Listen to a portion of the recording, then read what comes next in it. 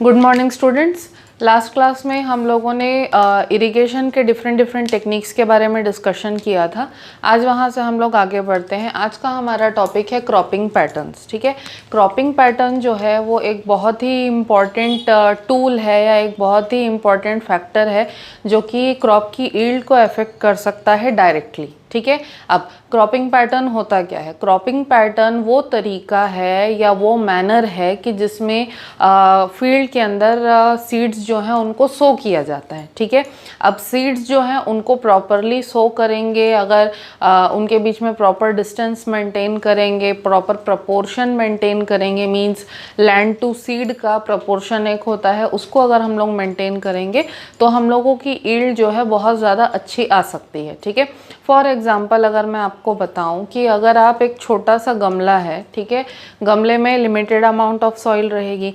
अगर छोटे से गमले के अंदर आप बोलोगे कि मैं 50 गेहूं के सीड्स लगा देता हूं या 50 किसी भी वेजिटेबल के सीड्स लगा देता हूं, तो हालांकि सारे सीड्स जर्मिनेट ज़रूर होंगे लेकिन वो सीड्स जो हैं वो प्रॉपरली ग्रो नहीं कर पाएंगे क्योंकि स्पेस कम है, सीड्स ज़्यादा हैं और जो नए प्लांट्स ग्रो होंगे उनकी न्यूट्रिशनल रिक्वायरमेंट भी ज़्यादा होगी जिसको कि सॉइल फुलफिल नहीं कर पाएगा। ठीक है, तो कंसिडरिंग दैट क्या होगा कि प्लांट्स जो है कुछ समय तक ग्रो करेंगे, उसके बाद अल्टीमेटली जो नए प्लांट्स ग्रो होंगे वो उनकी डेथ हो जाएगी। ठीक है, सो इसीलिए सीड और सॉइल का जो प्रपोर्शन है, ठीक है, उसको मेंटेन करना बहुत ज़्यादा इम्पॉर्टेंट है। ठीक है, तो क्रॉपिंग पैटर्न इसीलिए इतना ज़्यादा इम्पॉर्टेंट हो जाता है क्योंकि अगर हम लोग प्रॉपर जो पैटर्न है या प्रॉपर मैनर या प्रॉपर प्रपोर्शन जो है वो मेंटेन नहीं करेंगे तो क्रॉप की जो यील्ड है वो एडवर्सली अफेक्ट हो सकती है। ठीक है, अब क्रॉपिंग पैटर्न्स जो है जनरली हम लोगों के पास 3 तरीके के होते हैं। ठीक है,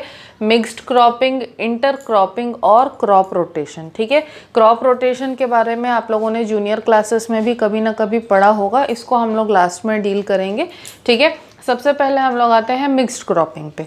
मिक्स्ड क्रॉपिंग क्या होती है? मिक्स्ड क्रॉपिंग वो टेक्निक होता है जहाँ पर एक ही फील्ड के अंदर एक साथ 2 क्रॉप्स ग्रो किए जाते हैं और क्रॉप्स को ग्रो करने के लिए या सीड्स को सो करने के लिए कोई पर्टिकुलर प्री डिज़ाइंड या प्री फैब्रिकेटेड या प्री डिसाइडेड पैटर्न नहीं होता है।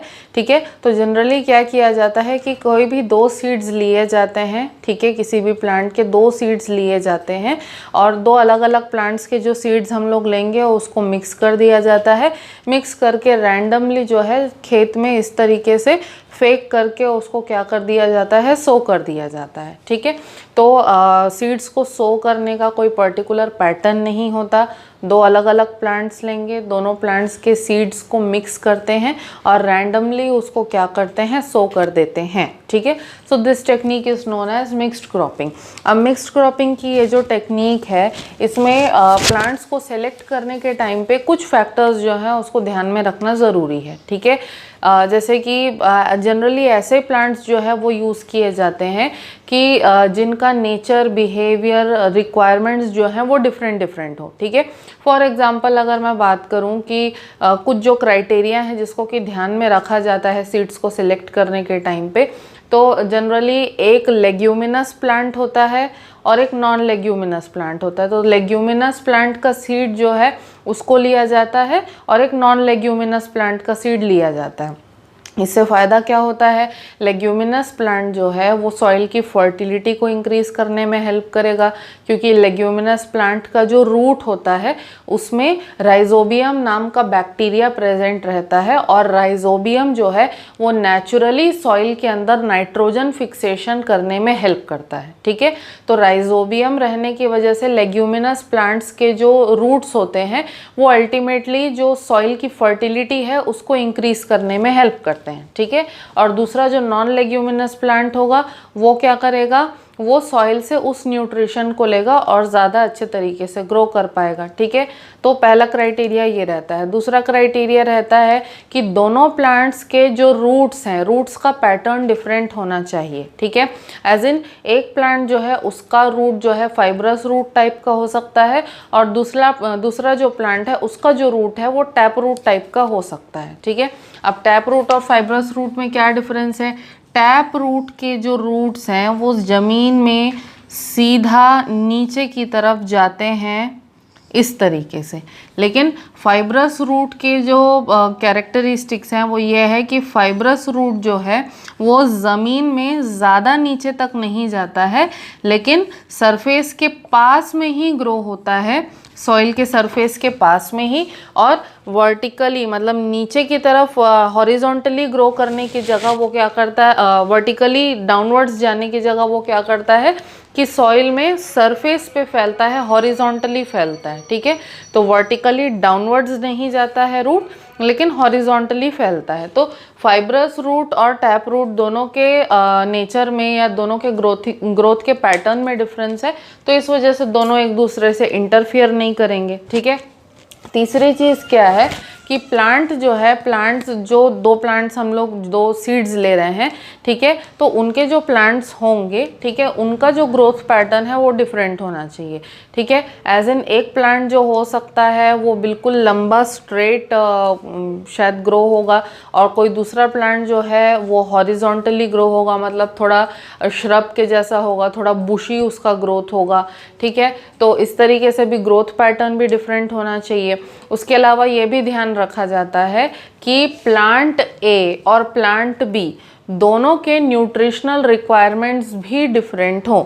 ठीक है, ऐसा इसलिए किया जाता है क्योंकि अगर दोनों के न्यूट्रिशनल रिक्वायरमेंट सिमिलर रहेंगे तो न्यूट्रिशन के लिए दोनों के बीच में जो है कंपटीशन आने लगेगा। ठीक है, तो कंपटीशन आने की वजह से ना प्लांट ए की ग्रोथ प्रॉपर हो पाएगी ना बी की ग्रोथ प्रॉपर हो पाएगी। इसीलिए प्लांट ए और प्लांट बी इस तरीके से सेलेक्ट करते हैं कि दोनों की न्यूट्रिशनल रिक्वायरमेंट जो हो वो डिफरेंट हो और दोनों न्यूट्रिशन के लिए एक दूसरे से compete ना करें। ठीक है, तीसरी चीज़, ऐसे प्लांट सेलेक्ट किए जाते हैं कि जिनके डिजीजेस सिमिलर ना हो और जिनके पेस्ट या पैथोजन सिमिलर ना हो। ठीक है, ऐसा इसलिए किया जाता है कि मान के चलते हैं अगर प्लांट ए के ऊपर कोई पैथोजन, कोई इंसेक्ट या पेस्ट का अटैक हो रहा है, तो अगर प्लांट ए और प्लांट बी दोनों के पेस्ट सिमिलर रहेंगे तो उससे नुकसान क्या होगा, प्लांट ए के साथ साथ प्लांट बी की जो ईल्ड है उस पर भी इफेक्ट जो है पड़ जाएगा। ठीक है, लेकिन अगर दोनों के पेस्ट अलग हैं तो कोई पेस्ट एक्सीडेंटली अगर प्लांट ए को अफेक्ट भी करता है तो क्योंकि प्लांट बी का पेस्ट डिफरेंट है और प्लांट ए का पेस्ट जो है वो प्लांट बी को अफेक्ट नहीं कर सकता, इससे क्या होगा कि प्लांट बी का जो ईल्ड है, प्लांट बी की जो ग्रोथ है वो बिल्कुल भी अफेक्ट नहीं होगी। ठीक है, तो दोनों के प्लांट ए और प्लांट बी के डिजीजेस भी डिफरेंट होने चाहिए और दोनों के पेस्ट या इन्फेक्शंस जो है वो भी डिफरेंट होने चाहिए। तो नुकसान जो भी होगा वो एक ही प्लांट को होगा और दूसरे प्लांट को नहीं होगा, ये भी ध्यान में रखा जाता है। उसके बाद एक और चीज़ ध्यान में रखनी पड़ती है कि दोनों का जो मैच्योरिटी पीरियड है वो भी डिफरेंट होना चाहिए। अगर दोनों साथ में मैच्योर हो जाएंगे तो दोनों को हार्वेस्ट करने में प्रॉब्लम होगी। ऐसा किस लिए होगा, क्योंकि सीड्स जो है मिक्स क्रॉपिंग में मिक्स करके कहीं भी इस तरीके से रैंडमली फेंक दिए जाते हैं। तो अगर दोनों ही प्लांट्स एक साथ मैच्योर होंगे तो दोनों के एक साथ मैच्योर होने पे दोनों को हार्वेस्ट करना मुश्किल हो जाएगा, दोनों की कटाई करना मुश्किल हो जाएगा। तो अगर प्लांट ए पहले मैच्योर होता है तो उसको अलग से पहचानना, मैच्योर प्लांट को पहचानना इजी हो जाएगा और मैच्योर प्लांट की हार्वेस्टिंग करना भी इजी हो जाएगा। और प्लांट बी जो है वो बाद में जा कर के मैच्योर होगा, तो क्योंकि प्लांट ए को हम लोग पहले ही हार्वेस्ट कर लेंगे तो बाद में जा कर के जब प्लांट बी की हार्वेस्टिंग करनी होगी तो वो हमारे लिए ज़्यादा ईजी हो जाएगी। ठीक है, तो ये सारे जो फैक्टर्स हैं जैसे कि रूट का पैटर्न डिफरेंट होना, न्यूट्रिशनल रिक्वायरमेंट डिफरेंट होना, मैच्योरिटी एज डिफरेंट होना, डिजीजेस, पेस्ट और इन्फेक्शंस जो है वो भी डिफरेंट होना, ग्रोथ पैटर्न डिफरेंट होना, ये सारे जो फैक्टर्स हैं ये मिक्स्ड क्रॉपिंग के पहले क्या किया जाता है, कंसिडर किए जाते हैं। और ये सारे फैक्टर्स जो हैं ये इंटर क्रॉपिंग पर भी अप्लाई होते हैं। ठीक है, यही सिमिलर फैक्टर्स जो है ये इंटर क्रॉपिंग पर भी अप्लाई होते हैं। ठीक है, तो मैं यहाँ पर दोबारा से उस चीज़ को रिपीट नहीं करूँगी। ठीक है, अब मिक्स क्रॉपिंग जो है इसका फ़ायदा क्या होगा।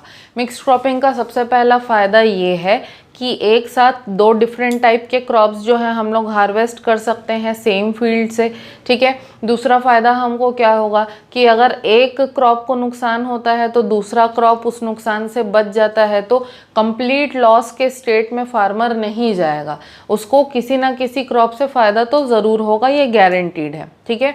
दूसरी चीज़ क्या होगा कि न्यूट्रिशन के लिए अलग से फार्मर को कोई एक्स्ट्रा एफर्ट डालना नहीं पड़ेगा, क्योंकि एक हम लोग लेग्यूमिनस प्लांट अगर यूज़ कर रहे हैं तो लेग्यूमिनस प्लांट अल्टीमेटली सॉइल की फर्टिलिटी ही बढ़ाएगा, तो कम फर्टिलाइज़र या कम मैन्योर के एप्लीकेशन में भी काम हो जाएगा, ठीक है। उसके बाद और क्या फ़ायदा होता है, उससे फ़ायदा ये होता है और कि ज़्यादा हमको प्लांट को इरिगेट, मतलब जो फील्ड है, जो क्रॉप है, उसको हमको ज़्यादा इरिगेट नहीं करना पड़ेगा, क्योंकि एक क्रॉप जो है वो दूसरे क्रॉप के लिए फ़ायदा पहुंचाने का काम भी करेगा, तो हमको बहुत ज़्यादा इरिगेट करने की भी ज़रूरत नहीं पड़ेगी, ठीक है। So these are the few benefits of mix cropping. अब अगर बेनिफिट्स है तो उसका साइड इफ़ेक्ट भी होगा कुछ, तो उसमें भी प्रॉब्लम्स होंगी मिक्स क्रॉपिंग में भी, ठीक है। अब मिक्स क्रॉपिंग में प्रॉब्लम क्या होती है, सबसे पहले कि हार्वेस्टिंग करना मुश्किल है, क्योंकि सीड्स को मिक्स करके रैंडमली कहीं भी लगा दिया जाता है, तो कोई भी प्लांट कहीं भी ग्रो हो सकता है। तो प्लांट्स को हार्वेस्ट करने के टाइम पे जो है, क्रॉप को हार्वेस्ट करने के टाइम पे जो है बहुत प्रॉब्लम आती है, क्योंकि प्लांट को पहले पहचानो, छांट करके फिर हार्वेस्टिंग करो, तो इसमें एक तो बहुत ज़्यादा एफर्ट भी लगता है और बहुत ज़्यादा टाइम भी लगता है, ठीक है। उसके अलावा कई बार क्या होता है कि किसी रीज़न के वजह से अगर एक ही दोनों क्रॉप्स को एक ही पेस्ट अगर इन्फेक्ट कर दे या एक ही पेस्ट जो है अटैक कर दे, तो दोनों क्रॉप्स जो है एक साथ फेल होने का भी चांस कई बार बन जाता है, ठीक है। उसके अलावा और क्या प्रॉब्लम हो सकती है, हार्वेस्ट करने के टाइम पे, हार्वेस्ट तो किसी तरीके से कर लिया, लेकिन हार्वेस्ट करने के बाद में जो भी ग्रेन या सीड्स हमको मिलने हैं उनके मिक्स होने का जो चांस है वो भी बनता है, ठीक है। तो कुछ फ़ायदा भी है मिक्स क्रॉपिंग का और कुछ नुकसान भी हमको यहाँ पर देखने के लिए मिलता है, ठीक है। और इसके अलावा सबसे बड़ा नुकसान क्या होता है, सबसे बड़ा नुकसान ये होता है कि एक क्रॉपिंग सीज़न में ही पूरा जो फील्ड है उसका न्यूट्रिशनल सप्लीमेंट जो है या उसकी न्यूट्रिशनल क्वांटिटीज़ जो है वो एकदम से रिड्यूस हो जाती हैं, क्योंकि दोनों क्रॉप्स की न्यूट्रिशनल रिक्वायरमेंट अलग अलग होती है। तो एक साथ जो है पूरे फील्ड के अंदर जो भी न्यूट्रिएंट्स प्रेजेंट रहते हैं वो सारे के सारे न्यूट्रिएंट्स जो हैं वो यूज़ अप हो जाते हैं, जिसके वजह से फील्ड की जो सॉइल होती है वो न्यूट्रिशन रिच होने की जगह पे उसमें जो न्यूट्रिशन है वो हो सकता है कि कम हो जाए, ठीक है। तो ये भी एक प्रॉब्लम हमको देखने के लिए मिल सकती है, okay. So all this information was about the mixed cropping, ठीक है। अब हम लोग आते हैं सेकेंड टाइप पे, दैट इज इंटर क्रॉपिंग, ठीक है। मिक्स्ड क्रॉपिंग के जैसे ही होता है इंटर क्रॉपिंग, बस डिफरेंस क्या है कि मिक्स्ड क्रॉपिंग में जैसे हम लोग सीड्स को मिक्स करके सो करते थे, इंटर क्रॉपिंग में एक सेट पैटर्न होता है, एक पर्टिकुलर पैटर्न होता है, जहाँ पर दो या दो से ज़्यादा प्लांट्स को, दो या दो से ज़्यादा क्रॉप्स को एक ही फील्ड में एक साथ ग्रो किया जा सकता है। लेकिन इंटर क्रॉपिंग और मिक्स क्रॉपिंग में डिफरेंस क्या आता है कि इंटर क्रॉपिंग में एक सेट पैटर्न होता है और उस पैटर्न को फॉलो करते हुए जो है क्रॉपिंग की जाती है, ठीक है। जैसे सपोज अगर हम लोग एक फील्ड का एग्जांपल लें, ठीक है, तो मिक्स क्रॉपिंग पे कैसा होगा, मिक्स क्रॉपिंग में जो है कोई भी सीड रैंडमली किसी भी जगह पर सो कर दिया जाता है और वो रैंडमली किसी भी प्लेस में ग्रो होता है, ठीक है। लेकिन इंटर क्रॉपिंग में क्या होगा कि कोई अगर फील्ड है तो एक रो क्रॉप 1 की होगी, एक रो क्रॉप 2 की होगी, और इस तरीके से फिर जो है ऑल्टरनेट रोज़ बनाए जाते हैं और ऑल्टरनेट फैशन जो है उस फैशन में जो है क्रॉप्स को सो किया जाता है। तो एक रो कंप्लीटली क्रॉप 1 की होगी, एक रो क्रॉप 2 की होगी, फिर क्रॉप 1 रिपीट होगा, फिर क्रॉप 2 रिपीट होगा। तो इस तरीके से ऑल्टरनेट रोज बनाए जाते हैं और प्रॉपर रोज में ही अलग अलग क्रॉप्स के जो सीड्स हैं उसको सो किए जाते हैं। ठीक है, अब इंटरक्रॉपिंग में भी बाकी क्राइटेरिया किसके जैसा होता है, क्रॉप के सिलेक्शन का जो क्राइटेरिया होता है वो मिक्स क्रॉपिंग के जैसा ही होता है कि एक नॉन लेग्यूमिनस प्लांट रहेगा, एक लेग्यूमिनस प्लांट रहेगा। ठीक है, और ग्रोथ पैटर्न्स डिफरेंट होने चाहिए, रूट का पैटर्न डिफरेंट होना चाहिए, मैच्योरिटी की एज जो है वो डिफरेंट होनी चाहिए, न्यूट्रिशनल रिक्वायरमेंट डिफरेंट होना चाहिए, और डिजीज़ेस या पेस्ट जो हैं वो भी डिफरेंट होने चाहिए। तो ये सारा क्राइटेरिया जो है वो इंटरक्रॉपिंग में भी फॉलो होता है। ठीक है, अब इंटरक्रॉपिंग जो है वो मिक्स क्रॉपिंग से बेहतर है, ऐसा मैं बोल रही हूँ। लेकिन इसके पीछे रीज़न क्या है, इसके पीछे बहुत सारे रीज़न्स हैं।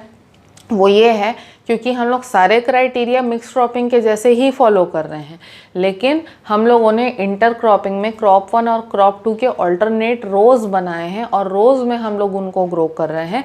तो उससे फ़ायदा ये होता है कि हार्वेस्टिंग के टाइम पे किसी भी तरीके का मिक्सअप जो है वो नहीं होता। ठीक है, हार्वेस्ट करना इजी हो जाता है, हार्वेस्टिंग के टाइम पे किसी तरीके का मिक्सअप नहीं होता है क्योंकि प्लांट्स का मैच्योरिटी एज डिफरेंट होता है। तो उस तरीके से मैच्योरिटी एज डिफरेंट होने की वजह से क्या होगा कि हम लोग पर्टिकुलर टाइम पे इजीली जो है डिफरेंट क्रॉप्स को हम लोग हार्वेस्ट कर सकते हैं। ठीक है, और इंटरक्रॉपिंग करने से और एक फ़ायदा क्या रहता है, क्योंकि एक पर्टिकुलर सेट पैटर्न में या सेट फैशन में हम लोग सीड्स को सो करते हैं। ठीक है, तो इस केस में जो है जो मेंटेनेंस होता है पूरे फील्ड को मेंटेन करना, वीड्स का ध्यान रखना, इरिगेशन का ध्यान रखना, या मैन्योर और फर्टिलाइज़र प्रोवाइड करने का जो मेथड होगा उसको अलग अलग अडॉप्ट करना, वो इजी हो जाएगा। क्योंकि मिक्स क्रॉपिंग में क्या प्रॉब्लम होती है, दोनों क्रॉप्स एक साथ रैंडम फैशन में लगाए जाते हैं।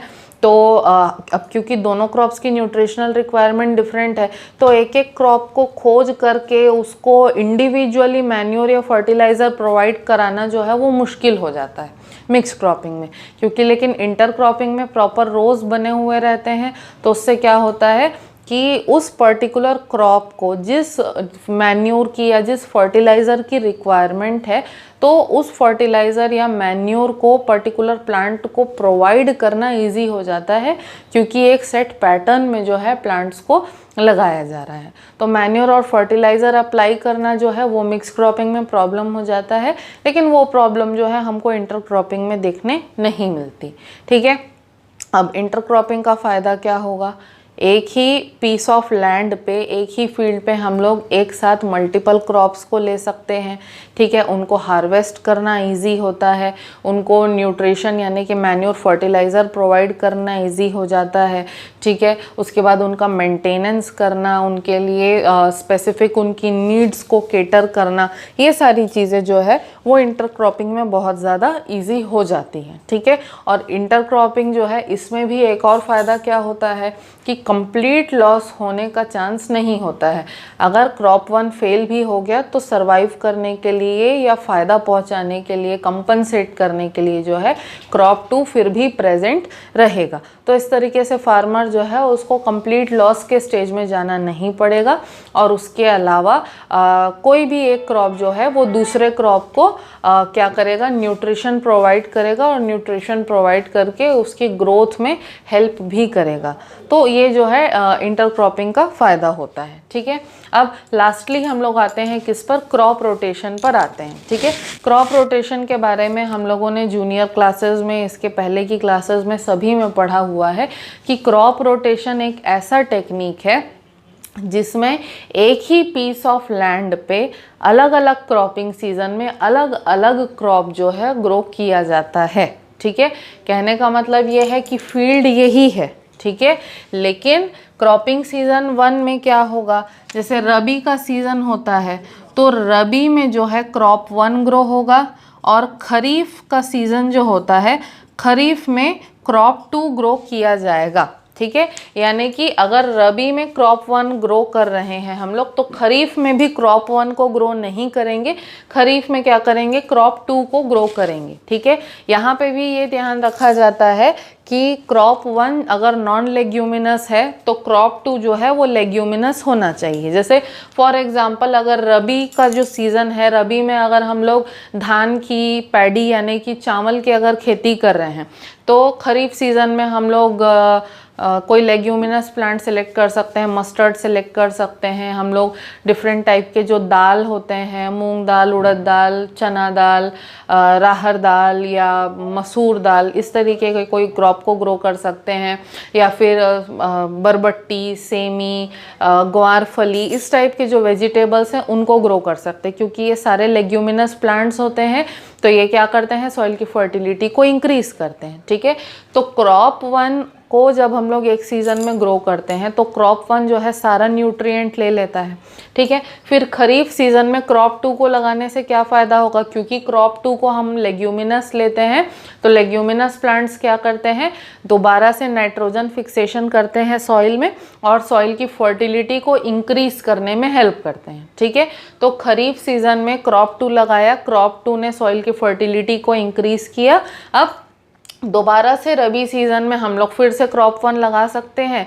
इससे फ़ायदा क्या होगा कि क्रॉप 1 लगाने के टाइम पे सॉइल की फर्टिलिटी जो है वो दोबारा से इंक्रीज़ हो जाएगी, सॉइल फिर से फर्टाइल हो जाएगी, तो क्रॉप 1 की ईल्ड जो है वो बहुत अच्छी मिलेगी हमको, ठीक है। तो इस टेक्निक को हम लोग क्या कहते हैं, इस टेक्निक को कहते हैं हम लोग क्रॉप रोटेशन, ठीक है। तो क्रॉप रोटेशन से फ़ायदा ही है हमको, नुकसान कम है, क्योंकि इससे सॉइल को नुकसान नहीं होता, सॉइल की फर्टिलिटी मेंटेन होती है।